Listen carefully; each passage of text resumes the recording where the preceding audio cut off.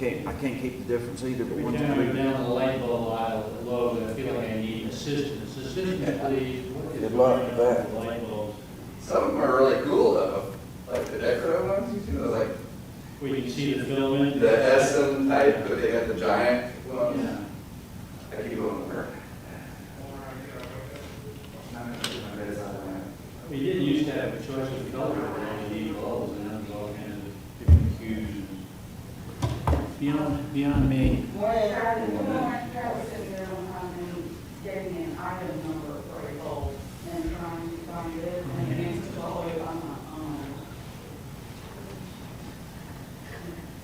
own. Morning, sir. How you doing? Very nice. I appreciate it. This may be one of the last times you get this one. Uh-oh, okay. The street light across from my old house, directly across from 842. Okay, I okay. guess that is the only alternative. I don't know if you've seen those neighbors call this. I noticed it the night before last, and then when I came in last night, 8:42. Of course, it would be. a lot of it directly across from my old house. Except the new one that's kind of coming up as we talk about cost of living.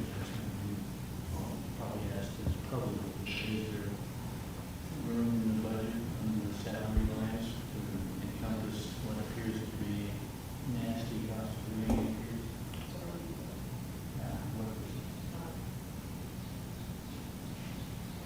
Well, that's good. Although it looks like it's actually running higher than that.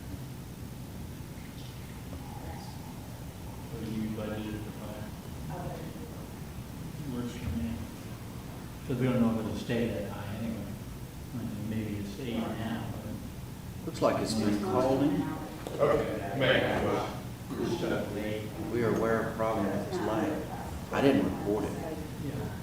I but wonder if there's a way for, if citizens know how to do this, they can do it just like I do. But somebody at City Hall might run it. Which is still at least twice what we got. There seems like there's one on that side, seems like there's one up the street that somebody's reported. yeah, you know what?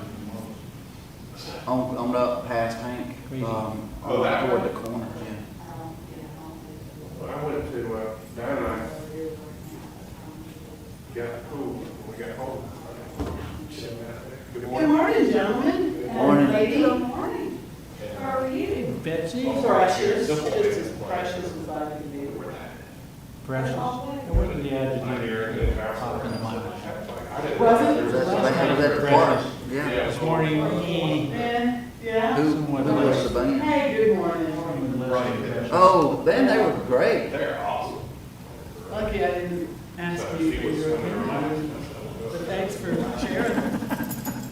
There was a smattering of people. You didn't invite that somehow? With that storm. There is Yeah, a. we were man dinner in and I went mask. by right after we Kind of left from invited the it. other event. Oh, I did, without a mask? There was a bunch of people there. What did you Yeah, say? there was a, I say it's Never mind, not too early. I'm just Too used to much, it past that thing being sold. Yeah. But I stood What's out going there. on? Not Eric, but Above y'all, did y'all get the Found calendar invite for them. And I the noticed, annual meeting slash dinner he was.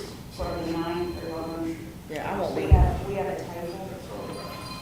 Oh, the 9th of June? Have I Look at seen Snazzy. It's a week from yesterday. Yeah, we do go. I said, no, do I need to go back and say yes? Because I We have had a to table, and so, it's the mayor and council invited David and Dina, and, go back. Oh, I see. Karen. So is it, Oh. us and our So- spouses, We or had just this us? group of ladies Mary. standing there. What, I'm saying, right do at the our wall, spouses invited, or is it just us? Enjoying it. Just, okay.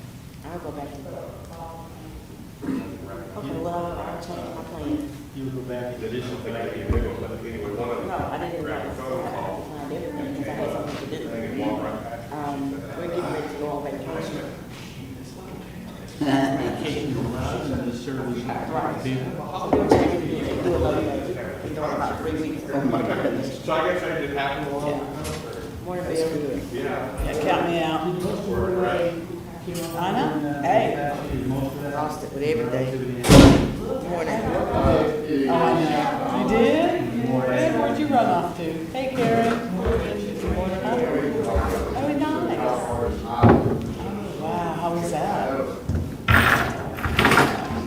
fly fishing person?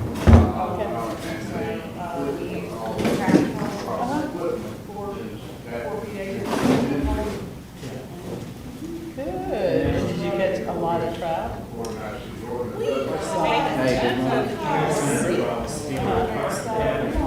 Me, We're look not at like out there sometimes. This is And what- we're not just going to watch that. Good morning, Mr. Mayor. new ones. How are you this morning? Um, Good, thank you. So we got a meeting. He is, he's gonna be here. Okay.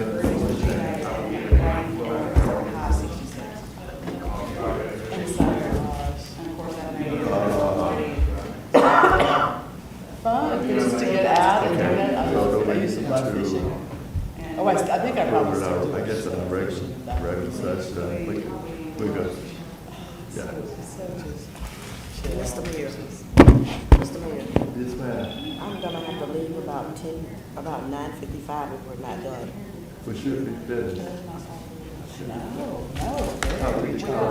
Eric, you got your number. Very nice. Oh, my God. Tons of questions, right, yeah, so be ready.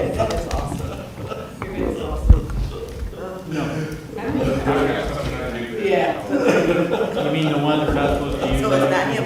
Yeah, that's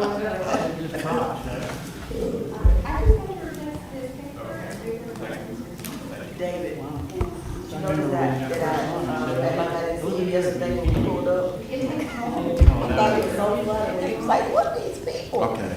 And I told Derek, I said, I'm just gonna throw my head up and I'm gonna keep going, cause I'll talk too much. Yeah, it was all good. It was, yeah. That was a lovely little fete for you last night. It was very nice. It was Really good. thrilled.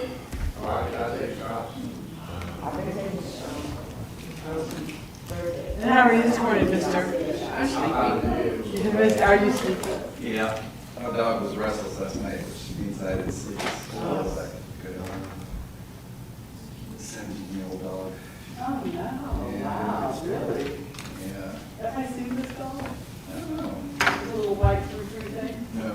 He's a unit German short hair pointer and English setter. Oh, my goodness. So she looks kind of like a, What did she say? Here, you want some water? I mean, does she live at your yard? You ever fetched her? I guess you do. no, we don't. I Thank walked you. her out. Oh, you did? She was always well behaved, but now she couldn't get to the street. Oh. 17, I don't think she's long for this world. that's a huge number. Yeah. All the dogs I've ever had, She ain't red. never last longer than a couple of years, something. I mean, they're all just like really bigger dogs, yeah. Well, that's why that's sick, you know, I guess she would have compensated. Old bird. Do and what's sort of changed.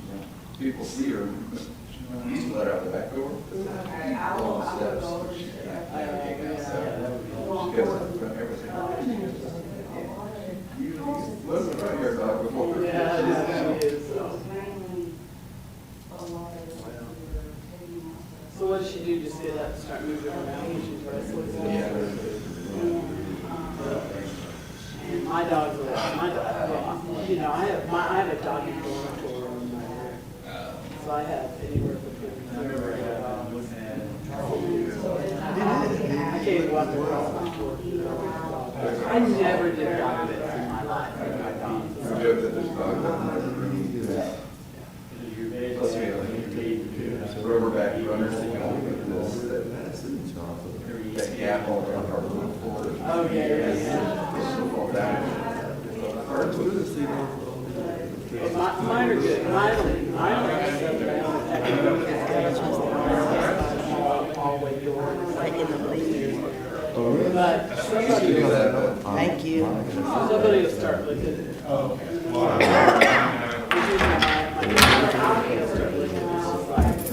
yeah, I'm just like,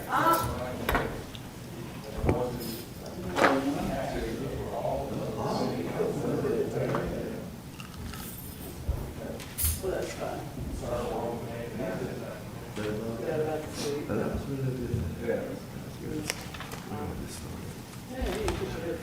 We're gonna call our meeting to order.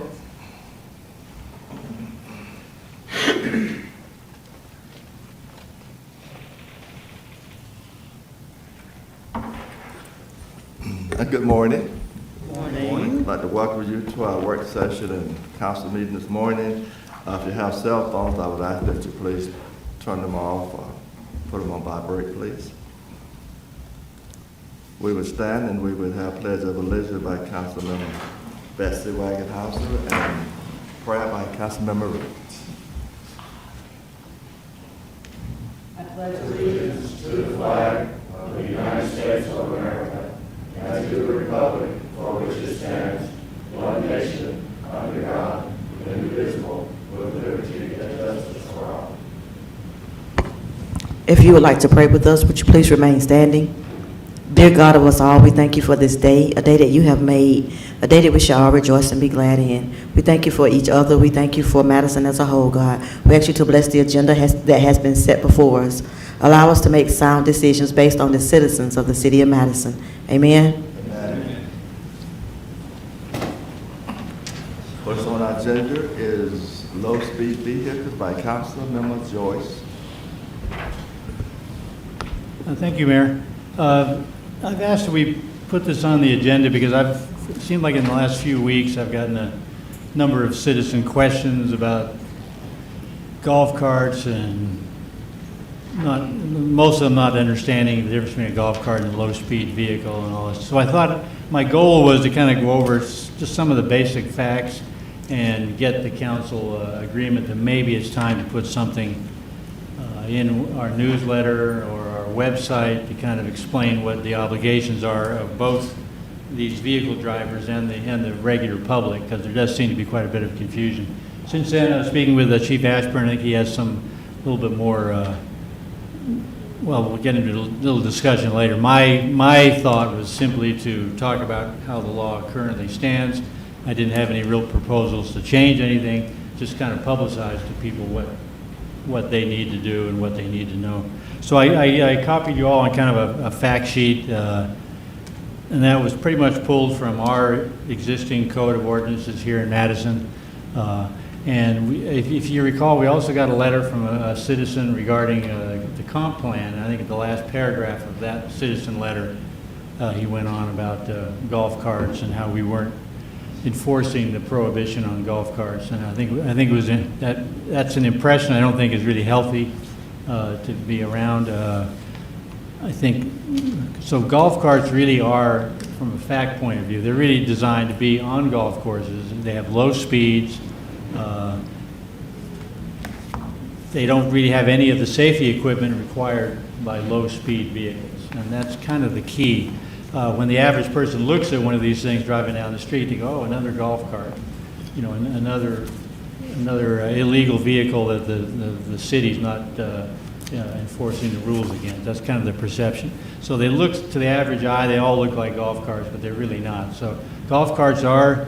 You can tell on my fact sheet there, under Article 7, 78, 170, the definition is prohibited vehicles means golf carts, similar motorized carts, and ATVs, Kawasaki mules.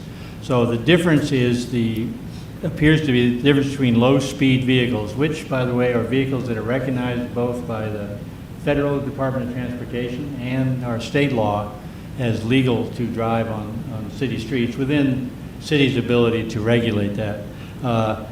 The basic difference is they need to follow the rules of the road like regular vehicles, and that includes parking regulations. It includes a ban of driving on the sidewalk. It includes, I believe, and hopefully the chief can verify this, it also means the need to wear seat belts and to carry liability insurance like a regular driver. Of course, now all these regulations, it gets back to the ability or inability to enforce those. I mean, is our police department ready to pull over low-speed vehicles for violations? People aren't wearing belts. There is a ban on children under 4 unless they're in a approved car seat, things like that. But mainly, I just wanted to kind of get some information out. If everyone agrees, maybe we can put some of this on our newsletter or on the website so citizens can see. The main concern that I have, and a lot of citizens that have conveyed stuff to me in the last few weeks, is simply the safety issue. They're concerned that sooner or later we're going to have an accident where someone's going to get seriously hurt. Partly because some of these ATV drivers don't seem to really be following the rules of the road as they're supposed to be, and we're trying to mix. It kind of gets back to that old bicycle pedestrian car conflict, and there's no really easy answers. But that's kind of what I had. Just kind of briefly again, driver's licenses are required to drive these things. They need the license in their possession. You have to be 15 or older with at least a learner's permit according to our ordinance. And I believe the liability insurance is required as well. So do these vehicles, are they more or less on back streets or are they on front streets? Or? Well, according to our ordinance, Mr. Mayor, they're allowed on any street that has a speed limit of 35 miles an hour or less. Now, there's real concern, I think, when you're talking about Main Street, that most of Main Street is 35 miles or less. But when you get to the south and northern end of Main Street, it jumps up to 45, and they are not allowed on those streets. So it's got to be a 35 mile an hour or less. The vehicles have to be capable of driving at least 20 miles an hour, but no more than 25 miles an hour. I don't know how they do a top speed limit, but so I think one of the things the chief might suggest is, are they appropriate to do more than just cross Main Street? Or should we allow them on Main Street? Main Street's got a lot of traffic, truck traffic, as we all know. I'm not sure myself throwing in low-speed vehicles into the mix may not be the best, but I'm not sure if we're able to limit it to certain streets or not. So I guess what the complaints, they was afraid that these golf carts would going to get hit by vehicles because they were moving so slow. I guess is that the complaint? I think that's part of it, and I think it's also the perception that those vehicles seem to be exempt from following the rules that the rest of us normal vehicle drivers follow. I think there's that perception. You know, the reference in that letter I talked about of seeing a quote golf cart making U-turns 3 different times right in front of the post office on Main Street. Well, you know, things like if things like that do happen and we don't do anything about it, it just kind of undermines our ability to enforce all these rules, it seems like. But the main concern, I think, Mr. Mayor, is the safety. There don't seem to be a lot of seatbelt uses on these, but. I was just going to say, by the way, I saw a Cadillac Escalade do that yesterday in front of the post office.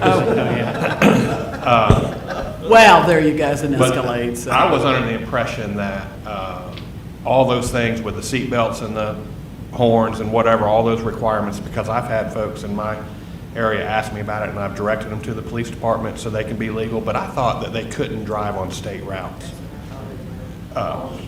except to cross them. As long as it's 35 miles an hour or less, it's not prohibited. And another point too. Did you want to, Chief, want to come up and get the mic? And as I've told Mr. Joyce, I have safety concerns about this because I just feel like since this ordinance has been passed for the city, that our traffic's increased, our residencies in downtown Madison has increased some because a lot of these businesses now have apartments above them, and I think we're going to see more and more of that. And I just feel like over time this is going to become a greater risk because I think we're going to start seeing more and more people that are wanting to drive these low-speed vehicles. And the ordinance says it's not a golf cart. However, what people do, and you know, I guess it falls within the guidelines, is take a golf cart and go get all this equipment added to it. You get headlights, tail lights, brake lights added to it, and put seat belts in it, and now you have a low-speed vehicle that complies with the laws. So technically, maybe now it's not called a golf cart, but as Mr. Joyce said, it still appears to the public to be a golf cart. I probably the thing that I see the most is maybe the smaller children that are passengers on these, and I see them sitting in laps parents or older brother or sister, and I've kind of cringed a few times when I've seen that because I realize the danger in it. But I would just ask that the council members take the time and look at the ordinance and look at what our traffic really is in Madison and see do we want to stick with what our ordinance says, or maybe look at not having it so allowable for these vehicles to be on the road. I'm not sure if we can limit it to just city streets that would not include state routes, but Main Street and Washington, Jefferson, where most of these are, the traffic's just it's really busy and they're harder to see. Again, that they're trying to be safe, but it is a concern to me for the safety aspect of it, and I would ask that the council maybe look at seeing if this ordinance is what is best for the city. I realize some people enjoy it, like to get out and ride, and on Old Post Road and Academy and different places like that, maybe they're okay. But when you get out here to the main roads, it does concern me. If I may, have any of your officers pulled any, do you ever check them? Do you ever? Personally. You have? When I've seen, and it was because someone was sitting there holding a child in their lap, and they didn't know what the ordinance said. They didn't know they were violating it. And I think that's a big thing. So if we're going to stick with it, I agree that it should be made public and make people aware of what the regulations are. But I've pulled over several of them. You have? Well, because, I see the same thing, and it does concern me because I see, sometimes I'll see kids zipping down the street, and I don't know whether they're old enough to be driving or not driving, and then there's, a family that takes her kids to school from my side of town, from way over on Dixie to the school. So every morning she drives the kids, and that's fine. But a lot of them, they're sitting in the back, and they I don't see seat belts. Again, Right. I know they're being safe, but oh my goodness, I mean, talk about a danger to not even have a seat belt on. It makes me wonder if, given what you said, especially pulling over the parent or whatever that had a child in the lap, that we require, I mean, I hate to add this to the thing, but that you have to have a form that shows that you know what the guidelines are. I mean, is there any kind of a permit that, You're maybe saying that's. possibly register your Yeah. low-speed vehicle with the city, saying you have it, and show that you've got insurance, and have it inspected to be sure it follows all the guidelines. And also that that you even have a mini safety course. Well, the other thing that I would do is for all those people who are observing and their lives are perfect and they don't do anything wrong, and they're saying, I don't like the fact that they're driving that on the street. Right. There'll be a visual evidence that this complies. Or if they don't have that sticker, it may not comply. So I don't think it's very much to ask that somebody come to the PD, set up an appointment, let their vehicle get inspected, and have a sticker put on it that says. Well, I've sent our code enforcement officers to people's residents who called and asked about it. I was asking if Philip could help with Correct. this. Yeah. We'll go let Philip look and see if they comply with the safety equipment. We have done that more than one time. But, the decals showing that they're in compliance, if we're going to stick with this, it may be a good idea. I think it's a great suggestion. I don't think we're going to have a lot of out-of-towners that are bringing their golf cart here or low-speed vehicle here to ride around town, so that shouldn't be an issue. Sounds good. So a good start will be with law enforcement there. In the meantime, Mr. Mayor, is there agreement that maybe, as we discuss potentially changing some of the regulations, is there agreement that we should maybe publicize what the existing regulations are now? I think it'd be a good idea. I think, can we ask Ken to put something together for the website or the newsletter? And I'll say that about a year ago, the Assistant Chief Campbell did put together this and put it on social media so we can just rerun that. That'd be great.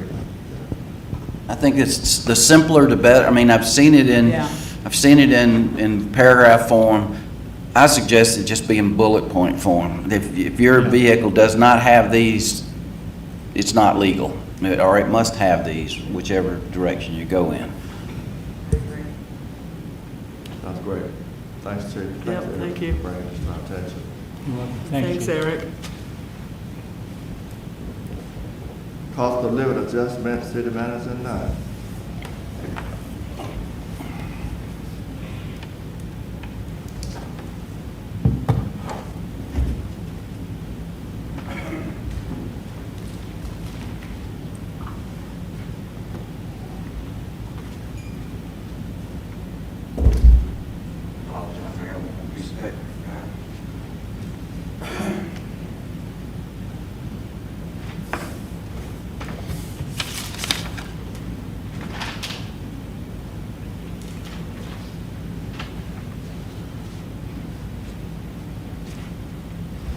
Thank you, Mr. Mayor.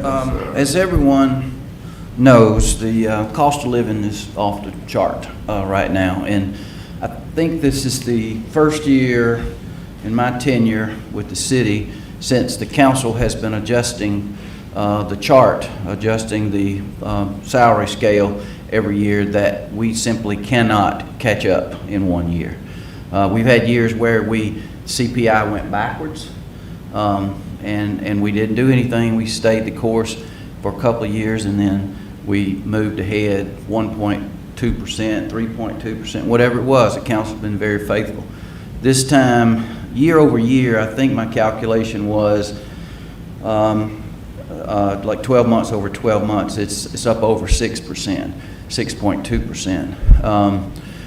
My recommendation is to take a big bite out of it, to either do a 4% scale adjustment this year to try to catch the employees up.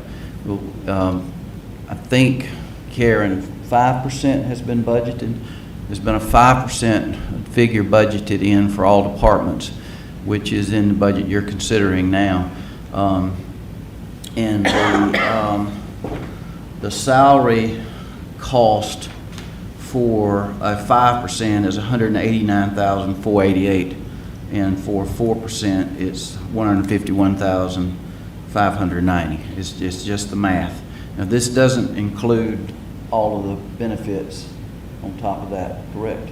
So it does not include the benefits, so everything goes up on pension, insurance, Social Security, Medicare, such as that. So it's a consideration. I'm recommending to adjust the scale by either 4 or 5%. Just want to talk to the council about it. There will be no other, I won't be asking for any other merit increases other than a couple of obligations, a couple of things that I've agreed to do for key employees or nearing retirement or something. We're just trying to catch up, and y'all have worked with me on those in the past.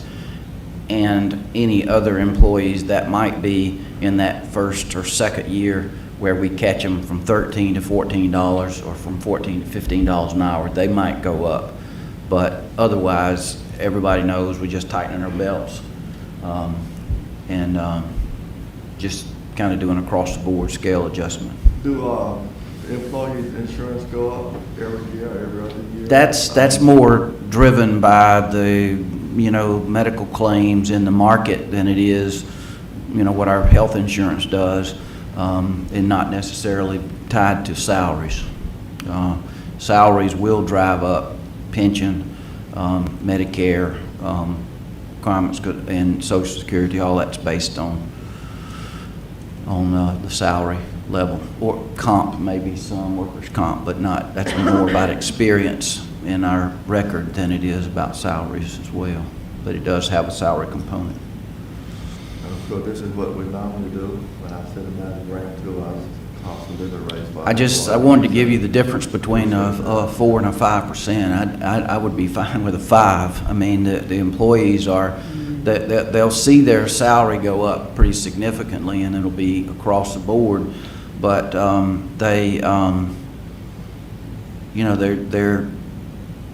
as far as economically, they're just treading water. They're still a little bit behind because, food and fuel mainly, and other things are costing more money.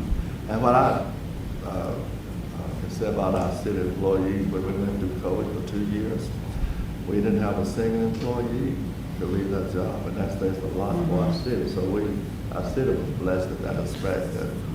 Well, we always try to, So. always try to stay at full employment. One of our main selling points to individuals is that we've never had furloughs or layoffs. We try to stay lean, and we try to, everybody has a job, rainy days, cold days, bad economy. We keep everybody employed, and we always have.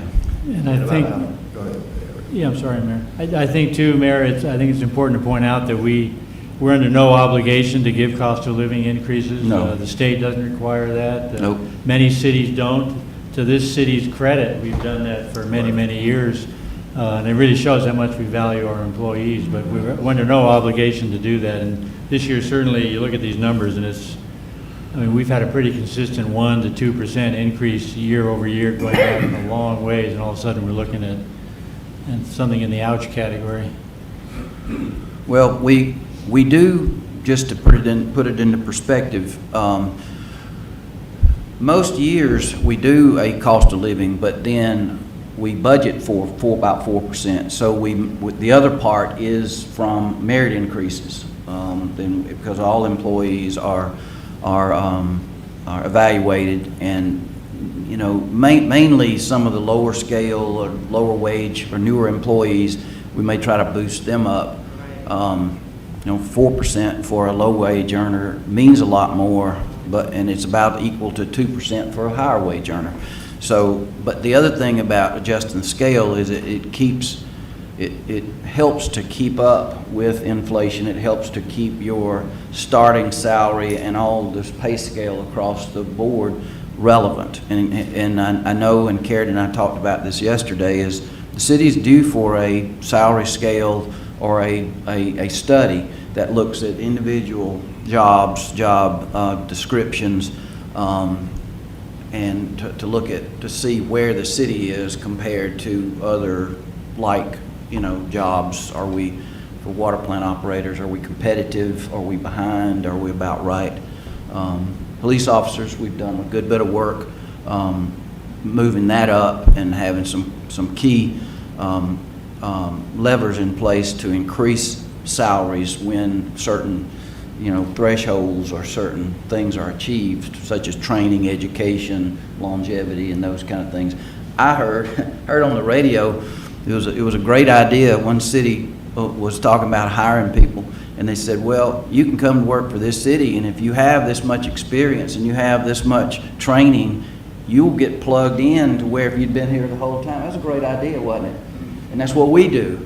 That we'll have a new hire, and if that person has 10 years experience and trained a certain way, he gets all the benefits of all the experience, and he didn't have to start over, so to speak, or he or she, and I think that's very strong. Do you mind, David, repeating those two numbers, the difference between the dollar amount between the 4 and the 5%? Okay, 4% is 151,590, and the 5% is 189,488. So it is 38,000. 38,000. So you said earlier that finance director had budgeted is 189. Yes, 45%. budgeted to 189, and that, even though that's not the all-in number, I'm not trying to blow smoke or anything, that there are other costs associated with that, but those numbers have been baked in to the budget as well. And they're not soft costs because you write checks for them, but they're a little bit more hidden because they're in Built-in. benefits and built-in Yeah. things. But our council memo, if we could just get a nod from our council memo to approve.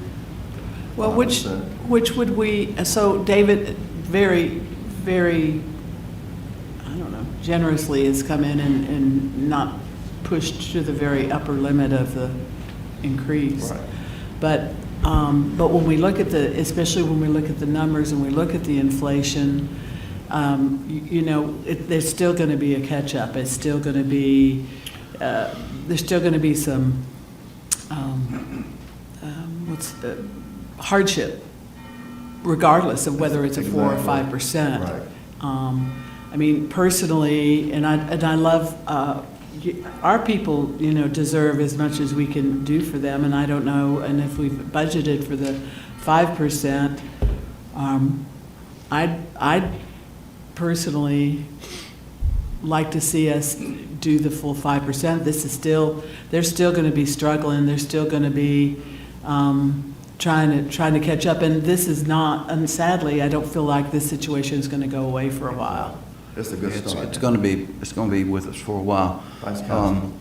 Thank The you. other thing about the cross-board and the way this at 5% is, there are years when higher wage earners or supervisors, or people who've been here a long time, they're on the higher end, they don't expect as much. They get the cost of living, or they get the scale adjustment, but they don't get the 4% increase or the 5, or they may get 1 or 2. This is everybody. This touches everybody, from the highest to the lowest wage earners, and it is fair, and it is kind of it's not unprecedented, I wouldn't say that, because I think it's just due to the conditions we're in, and the difference in the cost of living from where we were last year to this year. But if you would do 5%, it would be much appreciated. May I add one more thing? The other thing to think about as well, that we're going through a big transition right now with David leaving us and a new city manager coming in, and I feel like, I think there's going to be, I think everybody will make the transition very well, but there's still going to be some bumps. It's still going to get used to dealing with something new, and to kind of do this for our city and for our employees in advance of a transition may just help maybe smooth the way a little bit more, help them feel like they are supported. Right. So I'm just thinking the added benefit to just kind of, and also just send that message to our people that, yeah. Again, if we can afford it. Any other comments from any other council member? If not, if we can get a nod to go ahead with 5%, we'll put it on our agenda for 13th agenda. Got a nod? Okay. Thank you so much. I'm in agreement, even though somebody may be late. Been up since 5 o'clock, still couldn't get here at 8:30. Okay, thank you, David. Personnel Policy, Finance, Officer Staff. Skipped about $1 million. Well, we can't afford to do that now. We just- Yeah. That's what we were trying to do, David. Never mind. Mr. Mayor, On the agenda, you skipped C. I must have a different agenda. I'm sorry.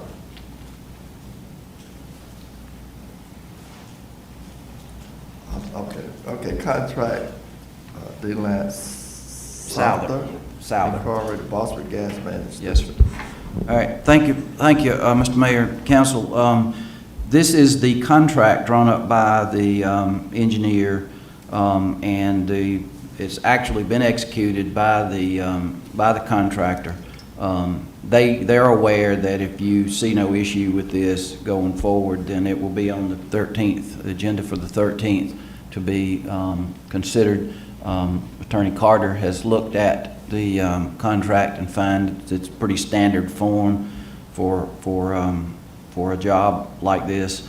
The bottom line price is, I may have trouble finding it here, but it's just over $1.1 million for the pipeline. And just as a reminder of the scope of work, this starts at 278 and Old Mill Road in the other side of Rutledge, and the railroad bore is included in this. I'm pretty sure that the 278 bore, because it's steel and it's high pressure, is included in this.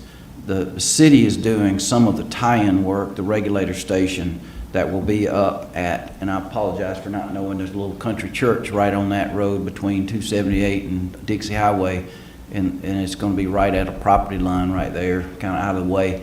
There'll be a regulator station is where you see the pipes come up out of the ground, and they're regulators and maybe gauges, but that's where it steps down from 400 PSI down to like 75 PSI, and we can transition from steel pipe to plastic pipe.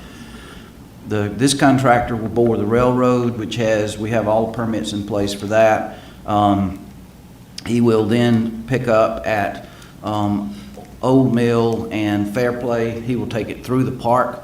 He will bore under Hard Labor Creek, which is the spillway. It's a kind of a dicey area. It'll be all rock. It's quite expensive, but they'll do that. They'll carry it all the way through Fairplay to Sandy Creek Road. They will go down Sandy Creek and back up Ryden. This phase picks up the first poultry houses on the kind of Jeff Peters poultry houses. The engineer has been told to start working on the next phase of this that will carry it on in and get in all the mains. We have a pretty good idea of where the bids will come in based on the unit prices for this. And also, we're going ahead in this contract and boring Big Sandy Creek, which is past Ryden Road, on Fairplay Road, near Mount Vernon Church.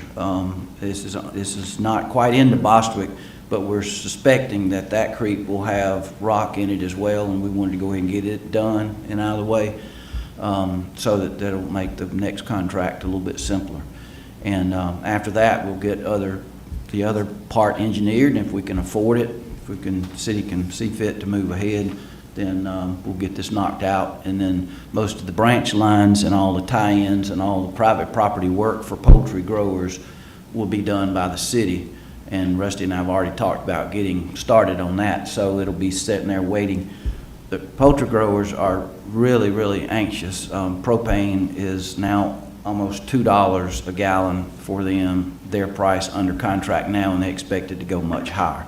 Propane is tied to petroleum, gasoline in that market, and they know what the equivalent for natural gas, their locked-in price for the next few years is like, I think it's $1 over $10 an MCF, but that's the equivalent of under $1 per gallon. So that you're talking way less than half for that energy. And remember that poultry growers use propane when they've got little birds. They have to keep those houses at a pretty high temperatures. They'll use some gas in the summertime. If the temperature at night drops down to 70, they'll be sipping some gas during that time. So they're anxious to get that done. Another pretty good seasonal user will be the gin in Bostwick. They use a lot of propane right now. They use a lot of gas. There was a fire there. I think everybody heard about that, but my reports are that thing will be back up and going in a month or two to finish ginning their cotton and then be ready for next season.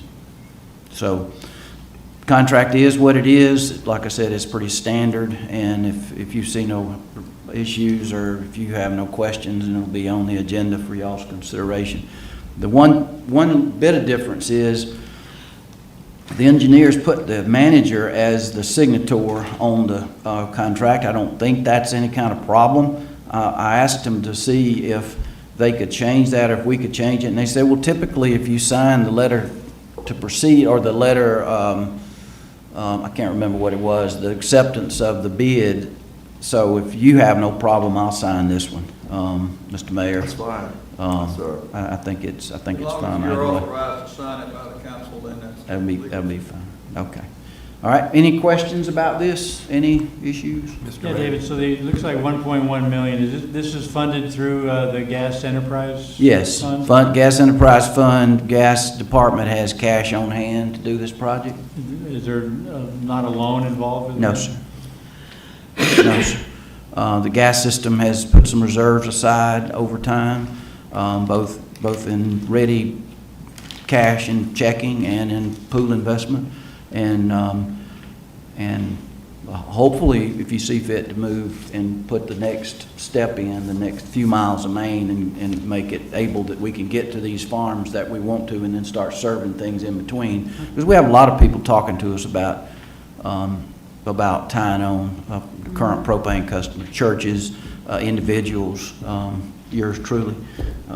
So I'll be aggravating Rusty once I'm gone. There you go. But I think it's going to be to get into this community. The gas system will then be serving, 3 out of the 4, of course, Madison, Rutledge, Bostwick, and then perhaps Buckhead pretty soon to get into these communities that are existing and that will grow over time. And was this is this the same bidding process that another bidder was disqualified from? Yes, yes. We use rejected the bid more than disqualified because they just didn't have the qualifications. And again, I stress it wasn't because they were a new company or lacked experience. The law is pretty plain on that you can't, there's no way for anyone to get experience if they can't get a job. So, but this one was about licensing and about other things that were just not in place. So this to our was satisfaction. the low bid This was by the a low, qualified next low. bidder. It was only Okay. $60,000. It wasn't much higher.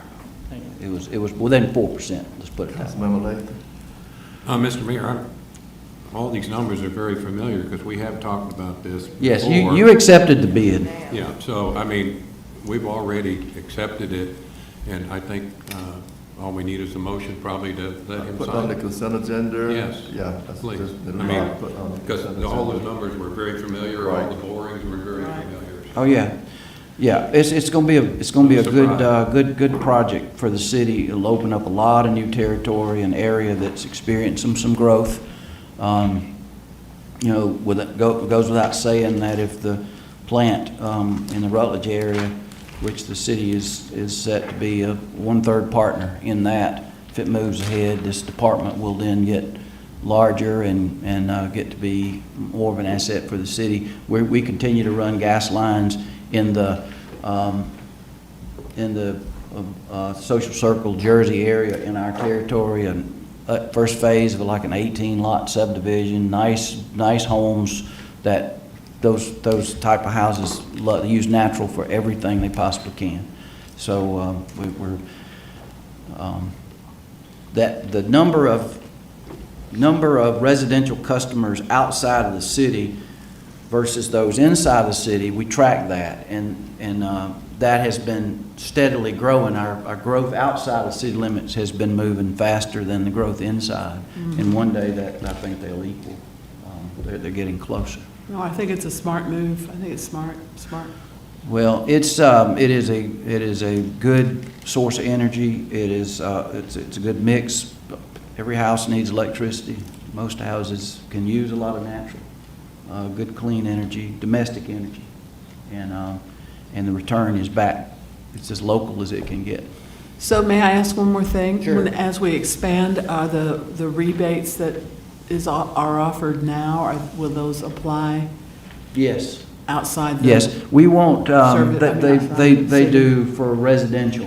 We Right. don't offer rebates for commercial. The poultry, they're getting pipeline on their property, and they're getting risers and meters at no cost to them, Sure. because they'll just be, and their price is locked in to a rate, because we know what the rate of return is for that. But for residential customers, $400 for a water heater, $400 for a furnace. I don't remember the others offhand, but range, cooktops and ranges yeah. and gas lights and we're putting in more backup generators all the time. People are doing that more. Excuse me, Mr. Mayor, those are going to be very popular out in the country as that goes. I think so. That's a great backup. Yes, it is. And as I've said before, our City Hall project is using a newer type of technology for heating and cooling that will be driven by natural gas. So the city will be buying energy from itself to do more. It's a good little department. The guys do a nice job, and I think it's done very well. Thank you. Thank Thank you. you. Mayor, can I just ask one quick question of David? Yesterday's really wonderful event honoring David, of course. There were some gas board people there, and I understand David's played a really important role in our gas board here in Georgia, and he's going to be missed. So I understand they voted the city manager of commerce to take your slot? That's correct. Who would you recommend we go through as a city that's going to be closest to representing our interests here in Madison? James Washer is the city manager in Commerce. And typically, cities don't go to a board member necessarily for for any issues. Rusty knows that the gas authority has, Rusty Johnson, the superintendent, knows for like, for SRCS, that's the regulatory side, because PSC regulates safety and integrity and all these things very closely. Rusty has a person, Wade Sharp, with the gas authority that he works closely with. As far as marketing, Steve Edwards. Steve lives in Cedar Lakes. We have a gas authority person that is our marketing person. He helps for every rebate that's applied for by a contractor. He goes and visually verifies that those appliances are there and then reports back to Kiki, and then we write a check for those things. So we have the people in place. And there's also a guy from Greensboro who I've met a couple of times who's really good. You know who I'm referring to? Yes, He was there yes, last Scott Tollison. Scott, that's Yes, and you can reach out to any of those. They're very responsive. And I served 3-year term on the Gas Authority Board, and it's a fine organization, very strong.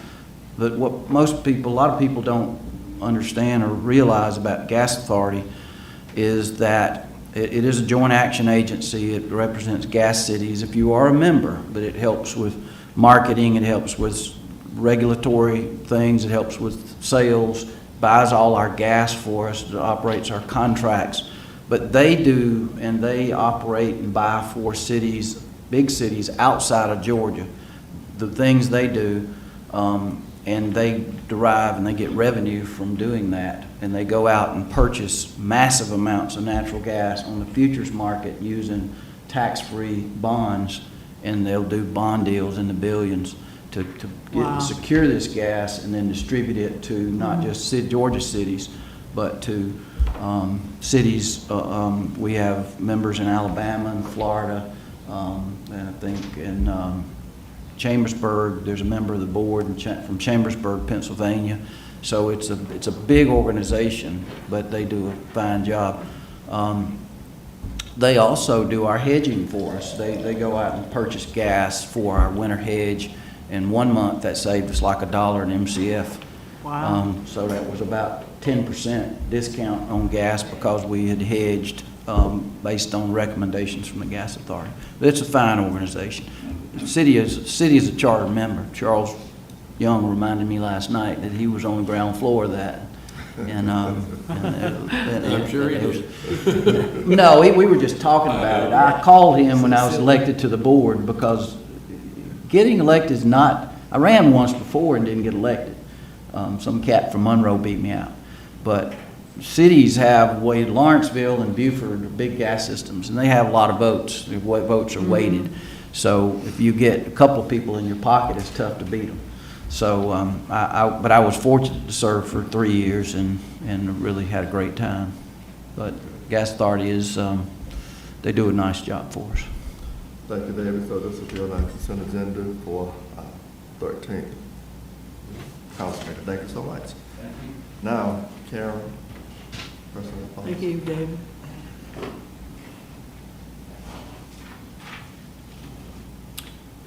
Mr. Mayor, may I be excused to go make a phone call? Yes, sir. I've looked at everything else on Sure. the agenda. Thank you.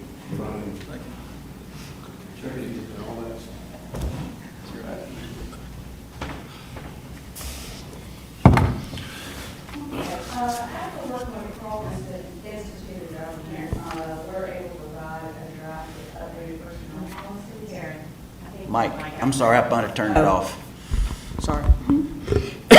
So the majority of the work was mainly just updating our procedures and the laws that are in the personnel policy. And so I just wanted to point out a few important changes. So if you will turn to page 24, or scroll to page 24. Do we even have it? I don't think it's, Yes, it's in their email. So they have it in their packet? It was Not in the emailed, packet, it's in a not, separate it email. is in a separate Okay. email. Oh, okay. you got Tuesday? This is if, I mean, you wanted to follow along. Sure. I'll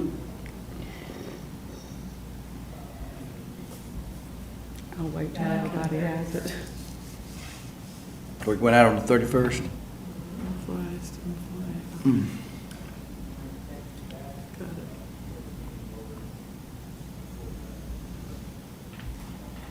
it. Is everybody? Yep. Thank you. And you want us to go to what page?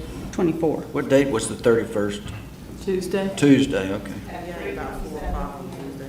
Oh, that's helpful. I got 3:58.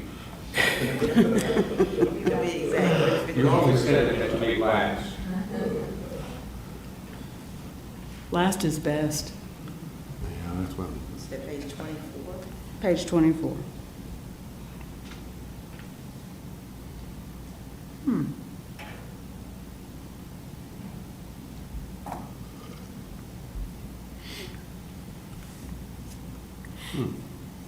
Rick? Okay. Okay. So we have added 2 holidays. In our holidays, we had 10 originally, and so we have added Good Friday and Juneteenth in our holiday schedule. And just as a reminder, we are, 12 will get us at parity with the county, I think. Is Yes, that correct? yes. Okay. Our holidays may be a bit different. I think they do Veterans Day and Good Friday. They do Veterans Day and Good Friday. And they haven't They have done not anything on Not that Juneteenth. I know of, not that I'm aware of. Okay. And so towards the bottom, with the annual leave, we left the cap at 240 hours a year, but currently we have some employees with more than 240 hours. And so what we are proposing is to do a one-time payout to those employees down to 240 at the end of June. So going forward, at the end of the year, calendar year, if anybody now has over 240 hours, those hours will be forfeited. So they will lose them, donate them to the sick bank, whichever. And that is, from what I understand, a standard practice in other areas. So this will help us just better manage annual leave. We also made, our current policy says that vacation time does go towards overtime. It is a calculation of overtime.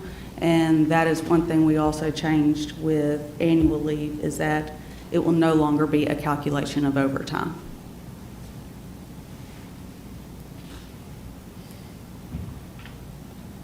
And then on page 51,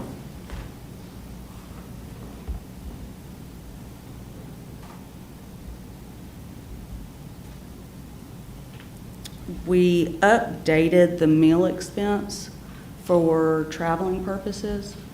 Our current policy has a daily meal expense at $40, and we upped it to $50 and made the breakfast, if you're going to training and you're not there a full day, then it breaks it down per diem to breakfast for $10, lunch $15, and dinner $25.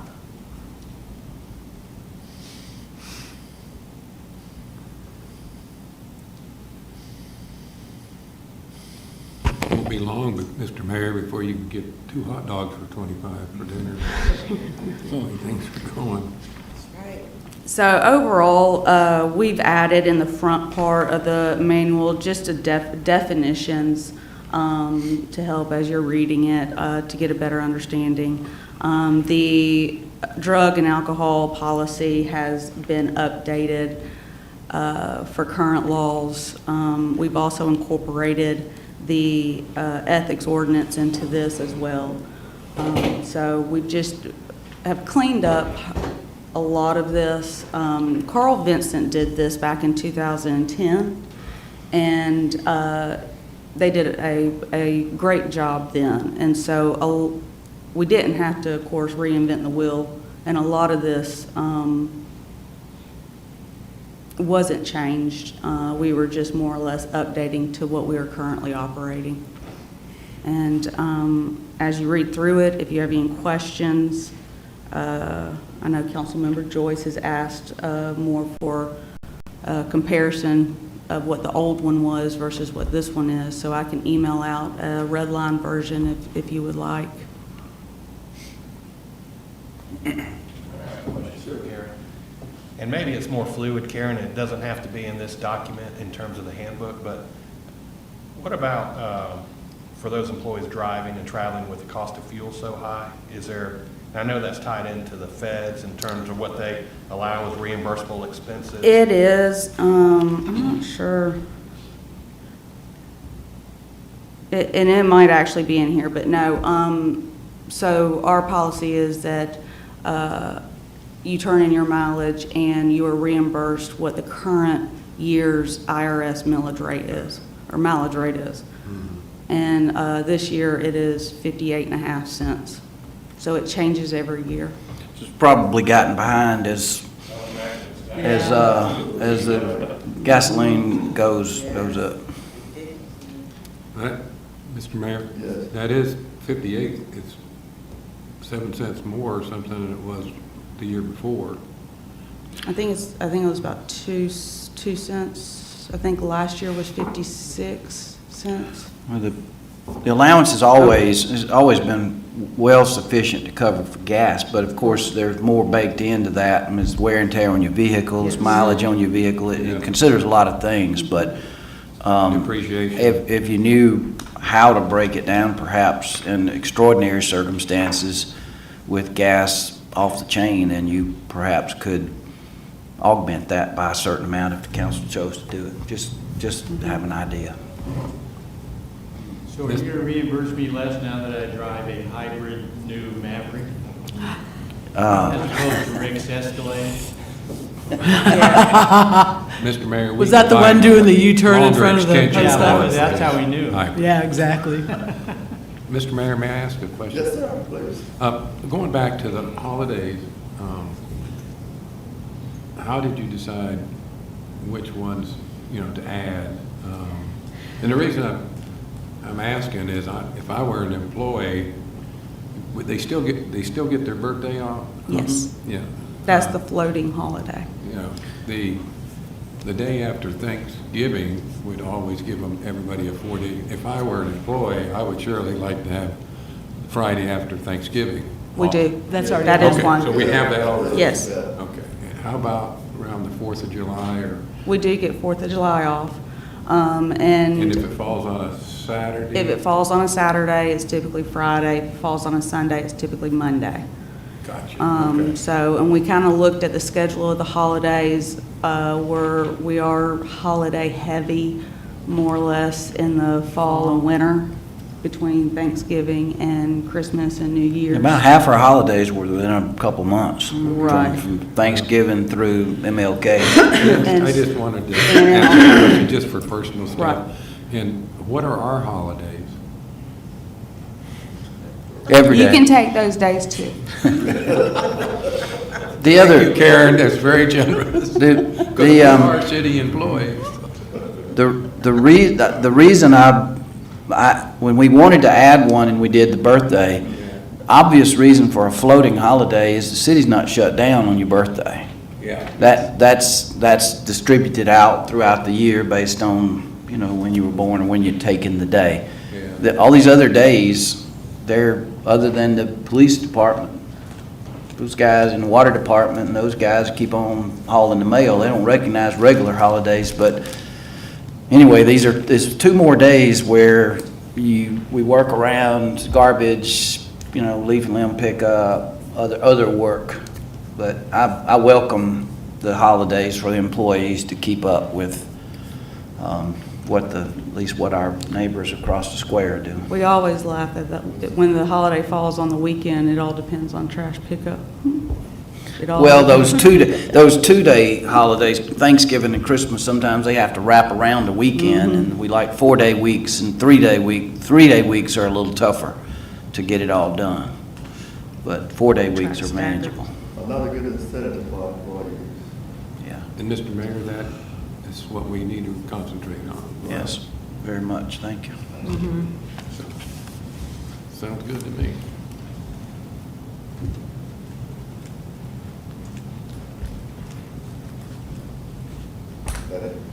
That is it, unless y'all have any other questions. Thanks so much. Okay, and then this will be on your June 13th agenda. June 13th consent agenda for approval. Thank you so much. Thank you. Georgia Main Street Memorandum of Understanding. Karen. Good morning, Mr. Mayor and Council. I'll do my best to be brief. Each of you should have a copy of the Georgia Exceptional Main Streets Memorandum of Understanding.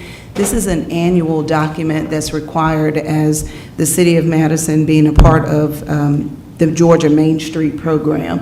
In the Memorandum of Understanding, there are deliverables that are required for each program, each city that is a part of either the Georgia Exceptional Main Street, which is what we are, which is the highest classification in the Main Street program.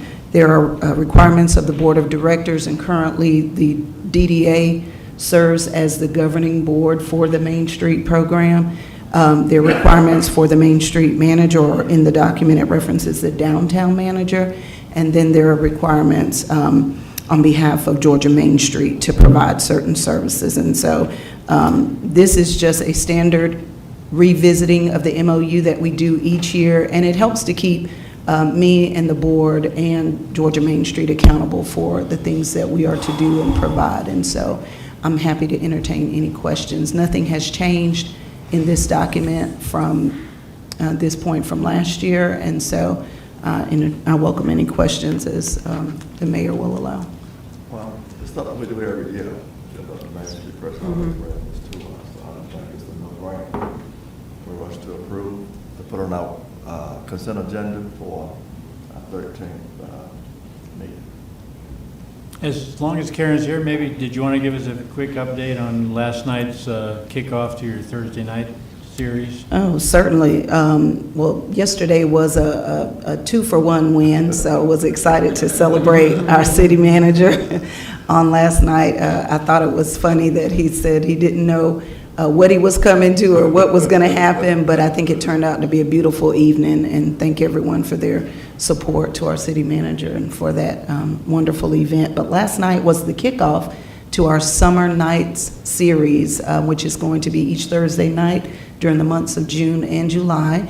It kicked off with Ronnie Pittman and the Vinyl Review. We didn't have as many people as I had hoped by the time I got to the park, which was after 8 o'clock.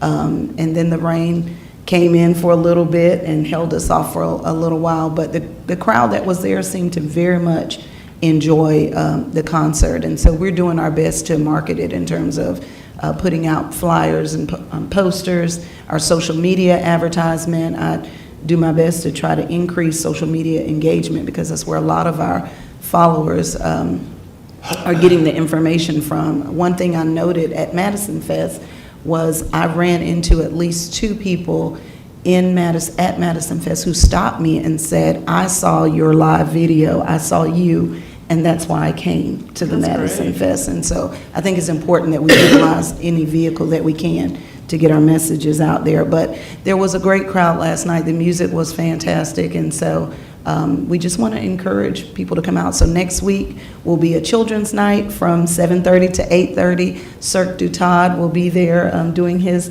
juggling performance, and so please help us spread the word and about these summer nights. It's important, and we get sponsorships for this, and so we're excited that our community believes enough in what we're doing that they're supporting it. And again, thank everyone for coming out on Monday for the Memorial Day ceremony. It was the first year back in the park after, I believe, 2 years.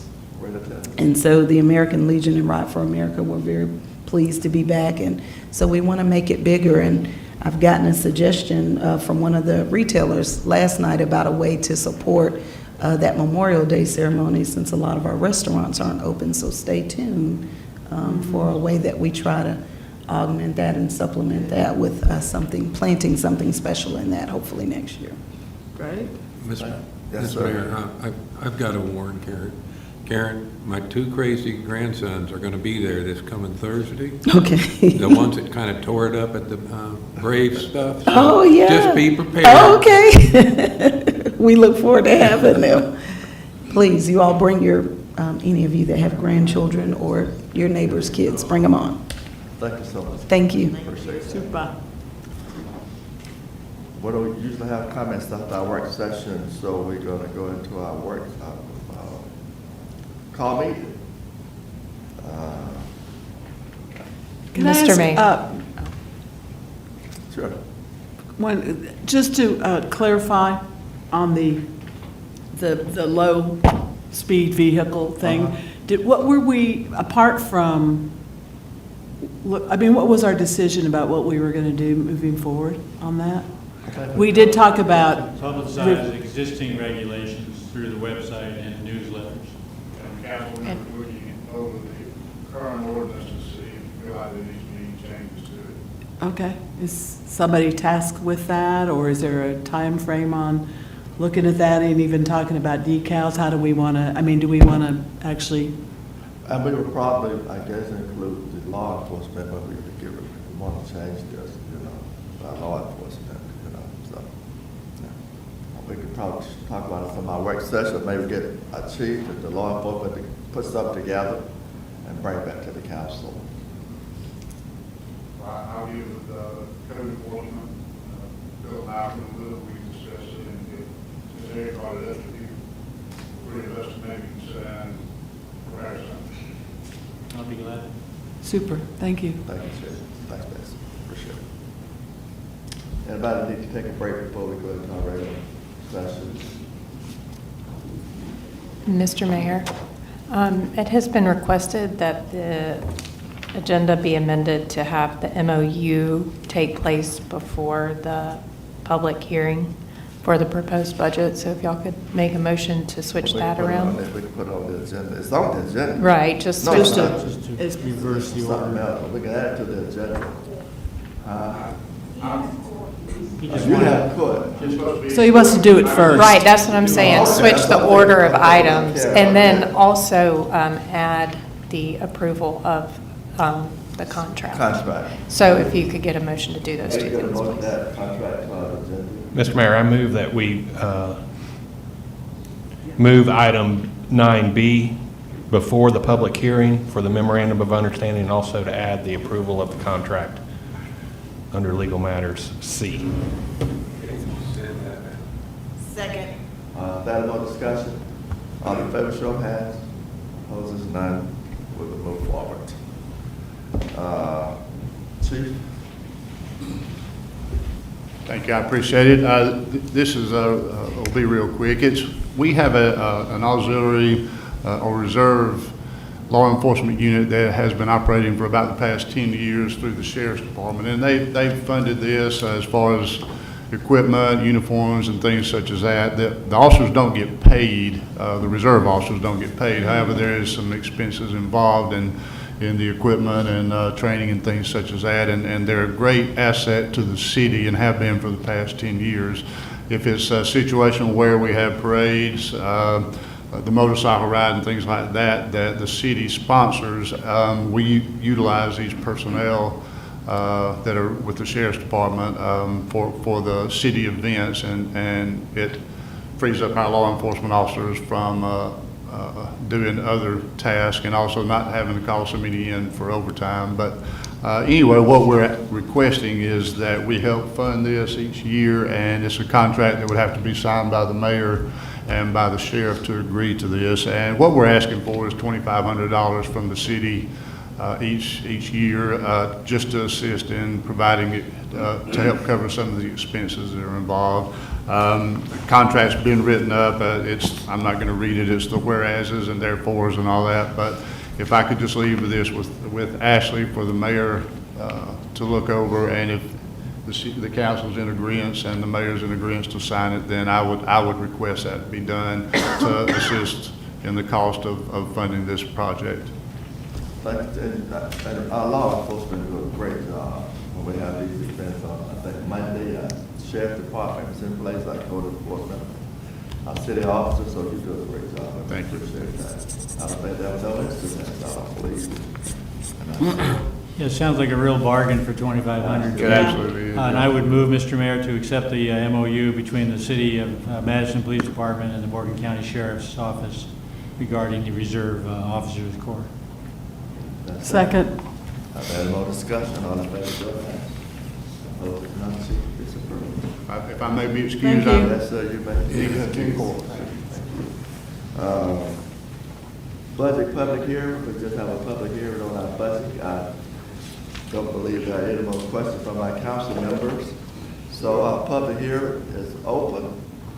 If there are anybody here to speak for or against our budget for the year remaining 2022-23. There's nobody in There's good. nobody in there. Nobody on? Public hearing is closed. We will adopt this budget, I think, at our next council meeting. So we will adopt this budget at our next council meeting on the 13th. Thank you so much. That's it? Contract. Yeah, we added it. I think, what do I do? I have to go to executive session because we've already talked about this contract. We talked about it in our last executive session to our council members. We didn't approve it when we came out of executive session, so if we just. What I would recommend is that you have a motion either way to approve or not approve it, a second, and then if there's any discussion, then followed by a vote. Thank you.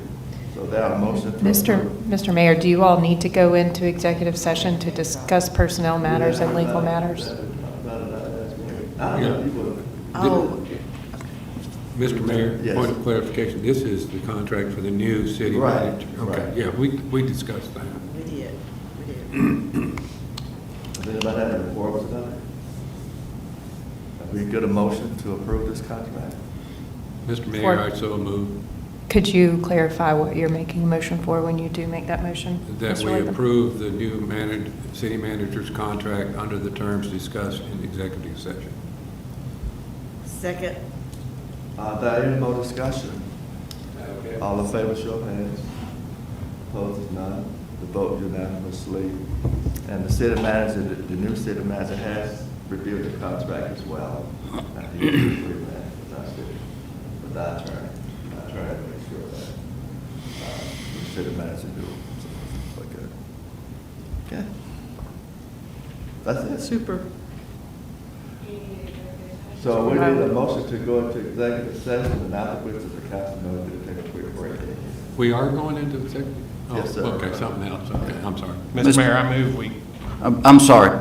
May I ask that you add real estate to that? Real estate. Yeah, to personnel and Real to estate. legal matters. Yes, thank you. Mr. Mayor, I move we go into executive session to discuss personnel, legal matters, and real estate. Second. Are there any more discussion on the favor? Show of hands. Opposed, none. I'm going to ask Councilmember Reed if she would be responsible for write it down, who make the motion, the second, I mean, to come out, so she can pass it to our There city you go. clerk. Who made the second? I'm sorry, I was writing and didn't.